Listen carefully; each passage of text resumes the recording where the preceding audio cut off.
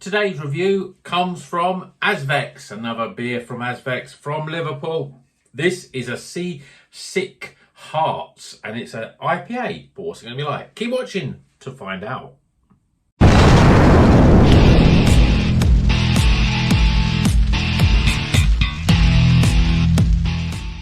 Welcome back to Rocker's Beer Review. Today we've got a beer from Azvex. It's a pirate theme beer. It's called Seasick Heart. I'm not going to try that accent anymore. But it's an IPA with Citra, Mosaic and Amarillo. Brand new beer this. They've released a couple of new ones and they've said on the release that they've experimented a bit more with the way that they've brewed them. So they expect to get more flavour from them. But I mean, the last beer that I had from them, which for me was only about half an hour ago, was this one, was the Simulation Theory, and it was a very good beer, highly recommended beer. So hopefully this one will be just as good, if not better. So let's crack it open, get it in glass, and see if it is any good. I think they make great beers. They're a very good brewery. Obviously, they're quite new. Not many people may have seen them, but I like everything about them. Their IPAs certainly are very good. Their artwork's great. Pricing pretty reasonable for an IPA. Look at that. Yeah, I mean, this one looks very similar to the Simulation Theory. Yellow, thick, custardy. I didn't really expect that. I don't know what it is about Amarillo, is that usually you get much more of a sort of a deeper orange colour with Amarillo, but this looks pretty similar to the last ones. Let's see what the aroma's like. Yeah, the aroma's a little bit more subdued. I'm picking up little bits of orange. The Amarillo is a real orangey sort of aroma and flavour hop. Yeah, a little bit of orange, a little bit of mango, bit of passion fruit as well. Smells quite good, but not as pungent. But you know, sometimes the aroma could be the fact that if it's new, it doesn't quite have the aroma in it. And this one is pretty new. I'll have a look at the date in a minute when I've poured it all out. But here we go. Cheers, everyone.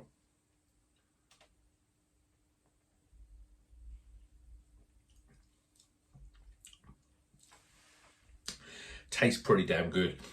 It's funny because I drink this one and similar. I didn't mention it the last one, but as soon as I taste it, you think, it's like a Polly's beer, and it is. There's something about this one that's a very Polly-esque.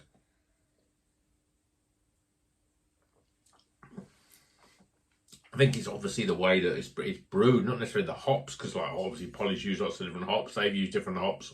It's just got like a Polly's trademark flavour, which isn't a bad thing. So flavour-wise, yeah, there's mango and passion fruit in this. Soft mouthfeel, smooth, easy drinking. It's funny because I'm glad I had this after the other one because there's not huge amounts of difference. Probably a little bit more mango, a little bit more orange, a little bit more stone fruit flavours in here as well. There is a grapefruit. There's a zest of lime in there as well on the back end. It's very sort of similar. Funny when it's got different hops. Okay, the other one has Citra. This one's got Citra, Mosaic and Amarillo. The other one has Citra, Galaxy and Azaka.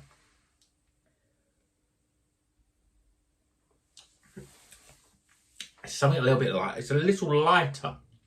Not necessarily in the body, but in taste. It's got more... more the lemon, lime, and citrus. More that I tasted. Even though when I first had it, I thought, oh yeah, mango, passion fruit, but I'm getting much more citrus fruits, and even though it's a little bit more on the ABV, it's definitely a lot lighter in terms of the way it drinks. And actually, I think I enjoy it a little bit more. It doesn't quite have the pungent aromas and the pungent flavour of the Simulation Theory, but it's definitely got a great mouthfeel and still lots of flavour, but it just hasn't. I suppose it's maybe a little bit element of dankness it hasn't quite got. But it's a very drinkable beer, and it's another really good beer. This is what I like about breweries that can be consistently good, and I think Azvex are now starting to become, the sort of thing when you go to a bottle shop and say, oh, well, I'll have one of those Azvex beers because, the last 2 or 3, 4 I've had have been good. So, yeah, let's get another one. And I think that's the success of a brewery. Excuse, my dog is just barking inanely. I'll wait till he stops. No, he's not going to stop. We'll just carry on. But yeah, this is what I'm saying. This is what makes a good brewery. And a successful brewery, I think, is that if you can create lots of different types of beers. I mean, I wouldn't say this is very different than the last one, but if you make sort of beers with different hops, slight differences, slight changes, but you get a consistency of quality. Like, you know, and this is when I talk about my top breweries, the Polly's, the Verdant and the Daya. Consistency is probably the key to it. There are close breweries that are coming up to those, likes of maybe Track, and then the likes of Beak and Sure Shot is another one, but they're still got a little bit of, you know, peaks and troughs a little bit.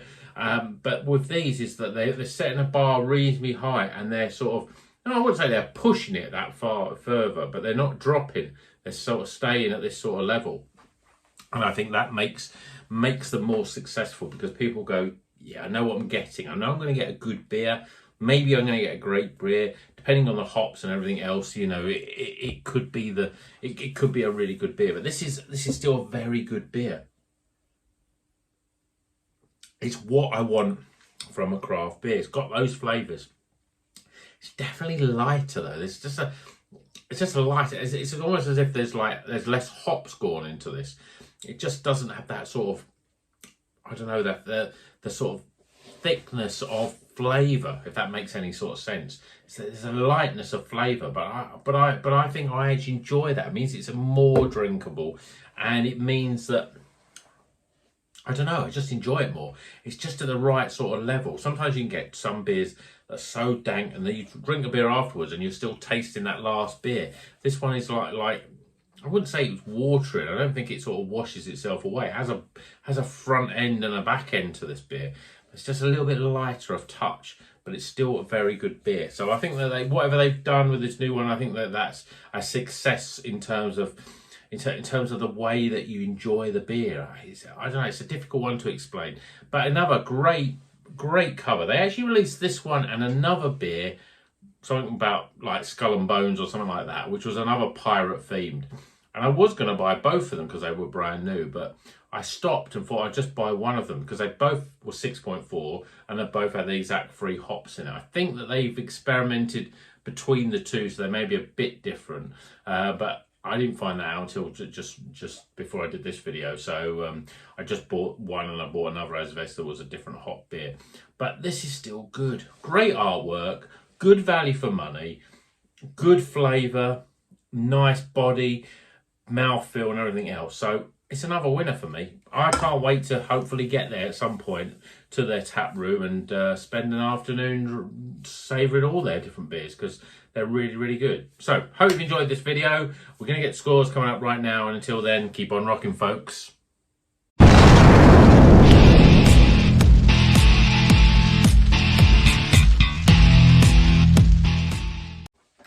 Okay, the scores are in for Seasick Heart. It's a pirate my hearties themed beer. You can tell from the artwork there's a pirate. Is that Blackbeard?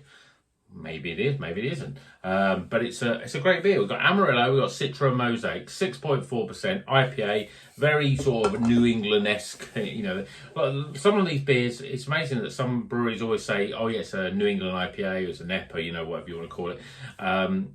But other breweries, they don't. They just say it's an IPA, and you're sort of making up your mind. But when you pour it and you see something very yellowy colour like that, you know it's going to be a New England IPA. It's certainly not going to be a West Coast IPA, and it's certainly going to be leaning more on the New England. And this is exactly that. So, stop waffling, start scoring.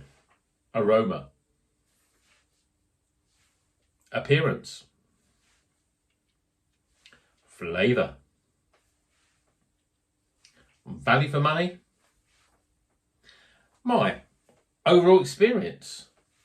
And that gives a total score. It's another highly recommended beer. What more would you expect? When you're buying good beers from good bottle shops, from good breweries, you know you're going to be in that highly recommended state. And this is no different. So total score off. definitely recommended, but more so I recommend the brewery.